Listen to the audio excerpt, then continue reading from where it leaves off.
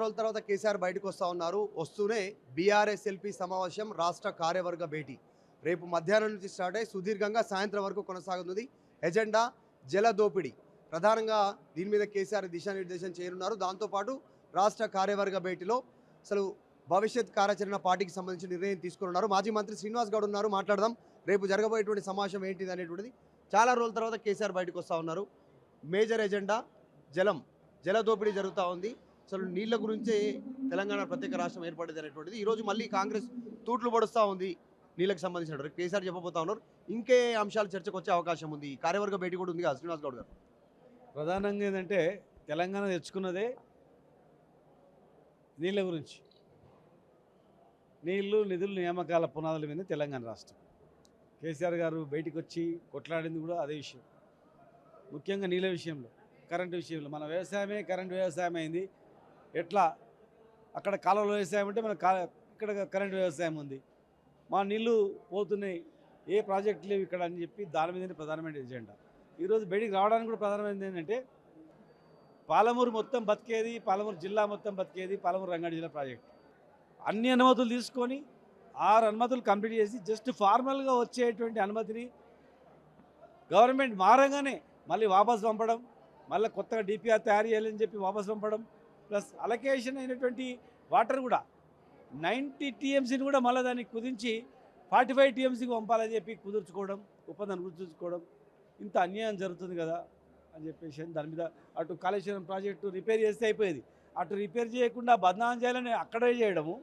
గోదావరి కానీ కృష్ణ 2 నదుల మీదనే బతికేది. మీ బతుకుదేరు మొత్తం కూడా 2 నదుల పైన. అక్కడ దాన్ని అట్లా చేసిండ్రు. ఇక్కడ కృష్ణ నది వచ్చేవరకే దీన్ని 90% కంప్లీట్ అయిన ప్రాజెక్టును 10% కంప్లీట్ అయితే నీళ్ళు వస్తాయి.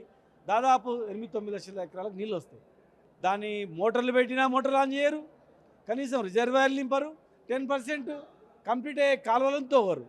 కనుకనే ఈరోజు దాని మీదనే బయటికి రావడం జరిగింది. ప్రధానంగా మా బతుకుతెరు వ్యవసాయం కనుక దాన్ని బాగు చేయడానికి, ప్లస్ భవిష్యత్తు ఎట్లా చేద్దాం అనే దానిపైన కార్యవర్గ భేటీ కూడా ఉంది రేపు. కీలకంగా 2 ఇయర్స్ కంప్లీట్ అయింది కాంగ్రెస్ అధికారంలోకి వచ్చి. గతంలో కేసీఆర్ స్టేట్మెంట్ ఇచ్చిన వాళ్ళకి కాస్త సమయం ఇద్దాం, ముందే ఎదురుదాడి చేయాల్సిన అవసరం లేదు, అప్పుడు చేయకపోతే ఒక ఎజెండా ప్రకటిద్దాం అనేది. సో 2 ఇయర్స్ కంప్లీట్ అయింది నిజంగానే. మొన్న 9th తోటి ఏం చేయబోతా ఉన్నారు, ఏం చేయబోతా అంటే ప్రజా కార్యక్రమాలు, ప్రజా ఉద్యమాలు అంటారు, ఏం చేస్తారు? ఖచ్చితంగా ఆయన చెప్తాడు. ఇక కేసీఆర్ గారు దిశానిర్దేశం ఇస్తాడు. వాళ్ళు ఉట్టే లేడు అక్కడ, రేయం బగలు అదే ఆలోచన. ఏం చేద్దాం, తెలంగాణని ఏ రకంగా చేద్దాం. మోసపోయారు కదా ప్రజలు, ఇంత చేసినా మోసపోయారు ప్రజలు. మరి కనీసం ఏవైనా నీళ్ళు ఇస్తారా, కరెంట్ ఇస్తారా, వ్యవసాయమైనా బాగా ఇస్తారా? ఉన్న భూములు అమ్ముతున్నారు, నిధులు లేవంటున్నారు, ఇచ్చిన హామీ నెరవేర్చట్లేదు, ప్రజలు ఆగం చేస్తున్నారు. చివరకు యూరియా పిండి కూడా దొరుకుతలేదు. మళ్ళీ ఇలా యాప్ అంట, యాప్లో పెడతారంట. దుకాణాలు దొరకని పిండి సంచి యాప్లో ఎట్లా దొరుకుతుంది, యాప్ ఎట్లా అప్లై చేయాలి, రైతుకి ఏం తెలుస్తుంది, రైతుల గోస తెలియదు ఇళ్ళకు అని చెప్పి ఇలా దాని ప్రధానమైనటువంటి వ్యవసాయము, నీళ్లు, దాని మీద ప్లస్ మన భూములను, మన ప్రాంతంలో ఆస్తులను అన్యక్రాంతం చేస్తుంది కదా, దాన్ని ప్లస్ భవిష్యత్తు ఏం చేద్దామనే దానిపైనే కార్యాచరణ పైన కేసీఆర్ గారు రావడం జరుగుతుంది. రేపు బీఆర్ఎస్ ఎల్పీ సమావేశం ఉంది. పార్టీ నుంచి మారిన 10 మంది ఎమ్మెల్యేలు ఉన్నారు. సో వాళ్ళు హాజరవుతారా? వాళ్ళ ఆత్మసాక్షి చెప్పాలి. పార్టీ కండువ వేసుకొని వీళ్ళు అబద్ధాలు చెప్తే ప్రజలు నమ్ముతారా? వాళ్ళ నియోజకవర్గాల్లో నమ్ముతారా? రమ్మనండి. వాళ్ళు నిజాయితీ నిరూపించుకోవాలనుకుంటే రేపు వచ్చి కూర్చోవాలి, తెలంగాణ ప్రజలకు క్షమాపణ చెప్పాలి, తప్పైంది అని చెప్పి ముక్కు నెలకు రాసి రావాలా. అంతే తప్ప ఒట్టిగా నేను పార్టీలో ఉన్నామంటే వాళ్ళ తల్లి మీద ప్రమాణం చెప్పండి. టీఆర్ఎస్ పార్టీలో ఉన్నారా? ఈ మధ్యకాలంలో కడియం శ్రీహరి ఒక లేఖ రాసిరు స్పీకర్కి, నేను పార్టీ మారలేదు, బీఆర్ఎస్లోనే ఉన్నా, నా బాస్ కేసీఆర్ అంటూ కడియం శ్రీహరి లేఖ రాసి. అదే రేపు మరి ఎల్పీ మీటింగ్ ఉంది కదా, వచ్చి చెప్పానండి నేను పార్టీలోనే ఉన్నా, ఎక్కడ పోలేదు, పార్టీ అభివృద్ధి గురించే పాట పడుతున్నా అని చెప్పానండి. లేదంటే వాళ్ళ నియోజకవర్గంలో బహిరంగ సభ పెట్టమని చెప్పండి. ఇగో నేను పార్టీలోనే ఉన్నా అని చెప్పానండి. ఎవరు పార్టీలు లేరు, అందరూ కావాలని వాళ్ళ స్వార్థ ప్రయోజనాల గురించి పార్టీ పెట్టిపోయినారు, పదవులు అనుభవించారు, పెద్ద పెద్ద పదవులు అనుభవించారు. చాలామంది పార్టీకి ద్రోహం చేసిపోయారు. అక్కడ ఏమైనా చేసిండ్రా? మరి పోయింది, అంతమంది పోయింది కదా. తెలంగాణకి ఏమైనా లాభం జరిగిందా? వ్యవసాయానికి ఏమైనా లాభం జరిగిందా? తాగడానికి నీళ్ళు లేని పరిస్థితి వస్తుంది. ఇప్పటికి కూడా కొన్ని గ్రామాల్లో నీళ్ళు ఇచ్చిన నల్లను రిపేర్ చేసుకోలేకపోతున్నారు. కరెంటు పోయింది, ఇండస్ట్రీస్ పోయినాయి, మళ్ళీ ఉన్న ఊర్లలో ఉన్న భూములు కూడా ఎసురు పెట్టారు. ఊర్లో ఉన్నటువంటి గౌటాన్ భూములు ఉంటాయి, గ్రామకంఠాలు ఉంటాయి, దాన్ని కూడా లీజుకి ఇవ్వడానికి దాన్ని కూడా ప్లాన్ చేశారు. అంటే ఆస్తులు పోతున్నాయి, తెలంగాణ ప్రాంతం మొత్తం నీళ్లు పోతున్నాయి, నిధులు పోతున్నాయి, ఎక్కడో తెలుస్తలేదు. ఇలా అప్పులు అని చెప్పి అబద్ధ ప్రచారాలతో నడుపుతూ ఉన్నారు. కనుక ఖచ్చితంగా ప్రజలు క్షమించరు. మొత్తం రేపు కడియం శ్రీహరి, పోచారం శ్రీనివాసరెడ్డి, అరికపూడి గాంధీ, ఇంకా కొంతమంది సంజయ్, వీళ్ళందరూ హాజరయ్యే అవకాశం ఉంది అనేటువంటి చర్చ జరుగుతుంది. నిజంగా వస్తారా? వస్తే మీరు ఏమైనా అడ్డుకుంటారా? మీ పార్టీ కార్యకర్తలు కానీ నాయకులు కానీ మీరు లేకుంటే యాక్సెప్ట్ చేస్తారు? మేమేం అడ్డుకోం. మా మహిళలు ఉంటారు కదా, మంగళహారతి హారతి పెట్టి తీసుకుంటాం. రమ్మని చెప్పండి, అందరిని తీసుకుంటాం, రమ్మనండి. వాళ్ళకు ఇక్కడ రానికి ముఖం ఉంటుందా? ఇక్కడ అడుగు పెట్టడానికి మన ముఖం ఉంటుందా? మాట్లాడితే కొన్ని అర్థం ఉండాలా, వాస్తవాలు చెప్పాలా. అవును, పార్టీ నుంచి పోయినాం, మా పనుల గురించి పోయినాం అని చెప్పుకోవాలి. కానీ పోయి కూడా పోలేదని చెప్తే ప్రజలు ఏమన్నా పిచ్చోళ్ళ, ఏం అమాయకులు అనుకుంటున్నారా?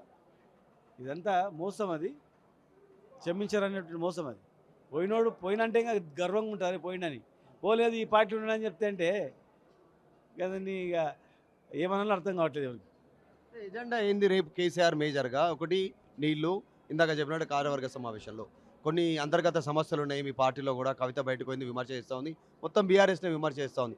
వీటిపైన రెస్పాండ్ అయ్యే అవకాశం ఉంటుందా కేసీఆర్? అసలు ఏం మాట్లాడుతూ ఉన్నారు? జనరల్ రెగ్యులర్ టచ్లో ఉన్నారు కదా, ఏం మాట్లాడుతూ ఉన్నారు? కేసీఆర్ గారికి తెలంగాణ ప్రాంత అభివృద్ధి మీద దృష్టి ఉంటుంది, తెలంగాణ ఆస్తులు ఎవరైనా ఎత్తుకపోతుంటే దృష్టి ఉంటుంది, తెలంగాణ రైతాంగం మీద దృష్టి ఉంటుంది, పేద బడుగు బలహీన వర్గాల మీద దృష్టి ఉంటుంది. మరి నేను 2000 పెన్షన్ ఇచ్చినా 4000 ఇవ్వకపోయా కదా, ఎప్పుడు ఇస్తారు నా పేద జనానికి? నా పేదలకు, రైతులకు కష్టాల్లో ఉన్నారు వాళ్ళంతా. ఎట్లా భూమి విలువ పడిపోయి ఎట్లా దాన్ని మళ్ళీ ఎట్లా కాపాడాలని ఆ తపన ఉంటుంది కేసీఆర్ గారికి. దాని మీదనే చర్చ ఉంటుంది. కవిత మీద ఏమైనా క్లారిటీ ఇస్తారా కేసీఆర్? నేను చెప్తున్నా కదా, తెలంగాణ ప్రాంతానికి అన్యాయం జరిగిన మీద దృష్టి ఉంటుంది కేసీఆర్ గారికి.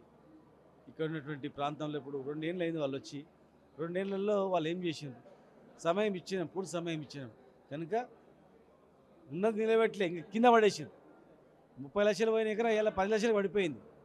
ఆస్తుల విలువ పడిపోయినాయి, పంట దిగుబడి తక్కువైపోయింది, రైతుల ఆత్మహత్యలు స్టార్ట్ అయిపోయినాయి, పేదరికం స్టార్ట్ అయిపోయింది, హాస్టల్లో చనిపోతూ ఉన్నారు, విద్యార్థులు చనిపోతూ ఉన్నారు, ఎడ్యుకేషన్ నష్టమైంది, ఫీజు రియంబర్స్మెంట్ రాక పేదవాళ్ళు దాదాపు 12,50,000 మంది విద్యార్థులు ఫీజు రియంబర్స్మెంట్ రాక వాళ్ళు రోడ్ల మీద పడుతూ ఉన్నారు. ఇటు విద్యార్థులు ఉద్యోగాలలో రాలేదు, కొత్త ఇండస్ట్రీస్ రావట్లేదు. కనుక దీనిపైన చాలా దృష్టి ఉంటుంది సార్. రేపు కేసీఆర్ బీఆర్ఎస్ఎల్పీ సమావేశం ఉంది, హాజరవుతా ఉన్నటువంటి సిచ్యువేషన్. ప్రధాన ఎజెండా నీటికి సంబంధించినటువంటి అంశంపైన, కృష్ణా గోదావరి జలాల వినియోగం పైన కేంద్ర ప్రభుత్వంతో రాష్ట్ర ప్రభుత్వం లాలూచిపడినటువంటి సిచ్యువేషన్. గతంలో 90 టీఎంసీలకు పైగా రాష్ట్ర ప్రభుత్వం బీఆర్ఎస్ ఉన్నప్పుడు నీటి పంపకాలకు సంబంధించి వాటాలకు సంబంధించి ఉంటే, ఇప్పుడు ఉన్నటువంటి కాంగ్రెస్ ప్రభుత్వం 48 టీఎంసీలకి ఓకే చెప్పడం వెనకాల పెద్ద కుట్ర ఉంది, జలదోపిడీ జరుగుతూ ఉంది, పక్కన ఉన్నటువంటి ఆంధ్రప్రదేశ్ రాష్ట్రానికి లాభం జరగాలనేటువంటి అంశాలతో పాటు నెక్స్ట్ క్యాడర్ని సమాయత్తం చేసేటువంటి అవకాశం ఉంది. ఒకవేళ కనుక రేపు పార్టీ మారినటువంటి ఫిరాయింపు ఎమ్మెల్యేలు వస్తే మంగళహారతిలో స్వాగతం చెప్తామనేటువంటి స్టేట్మెంట్ కూడా శ్రీనివాస్ గౌడ్ చేస్తూ ఉన్నాడు, మాజీ మంత్రి. వీడియో జర్నలిస్ట్ జాఫర్తో Madhu Malkedikar, Hyderabad. Local to global news at your fingertips. మీ చేతిలో ఒక ఆయుధం. Download Raw TV app. Media legend Ravi Prakash is back.